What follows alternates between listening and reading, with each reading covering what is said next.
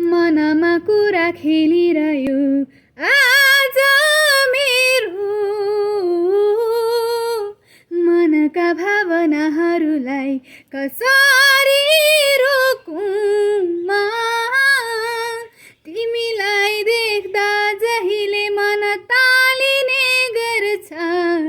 तिम्रो बोली सुन्दा मनले धुन गुनगुनाउने गर्छ त्यसैले डर लाग्छ कि गुमाउने छु म तिमीलाई जबकि तिमी मेरो होइन कसरी सम्झाऊ यो मन